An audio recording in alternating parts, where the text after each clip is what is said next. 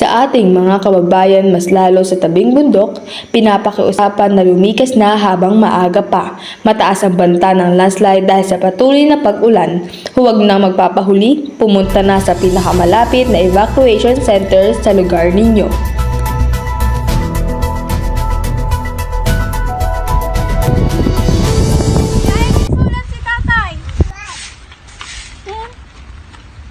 Sulat-sulat pa, uso naman na kasi cellphone. Basahin mo na nga lang, may ginagawa ako. Nakasamay pagbasa ako.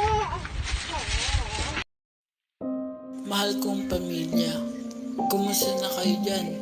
Mag-iingat kayo ha? Muulan na naman dyan, sabi sa radyo. Pag sinabi ng kapitan na lumikas, sumunod kayo agad. Mas mahalaga ang buhay kaysa sa tanim. Mahal na mahal ko kayo.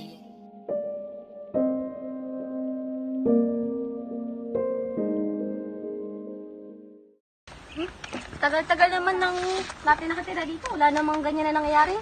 Patay mo na yung radyo, tulungan mo ko dito maglinis at baka umulan na. Ito na nga, mag-aalis na.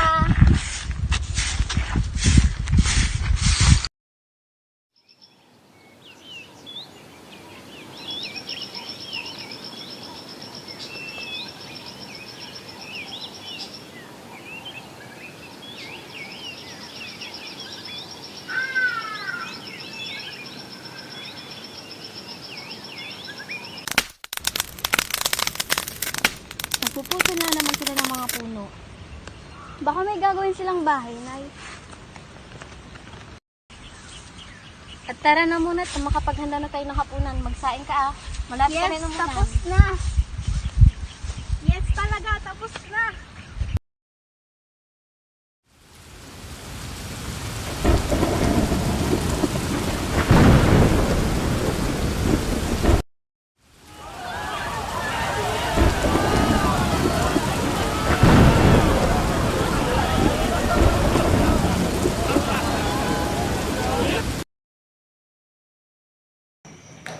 One moment, the ground is solid.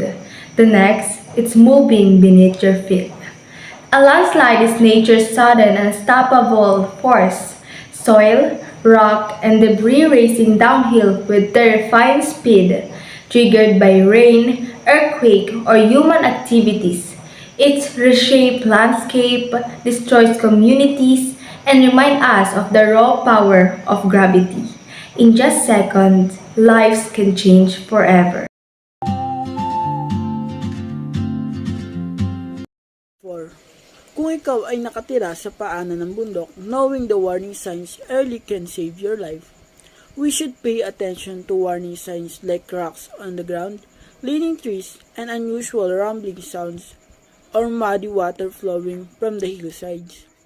If authority tells us to leave, we should evacuate immediately and never wait for the landslide to happen.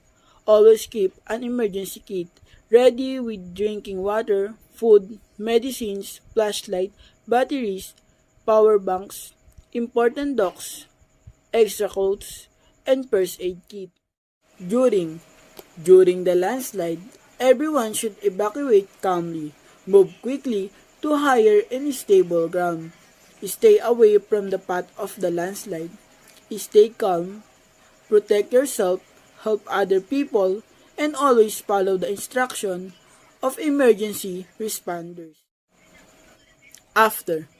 Even after the landslide ends, danger may still remain. Don't return home until local authorities officially declare the area safe.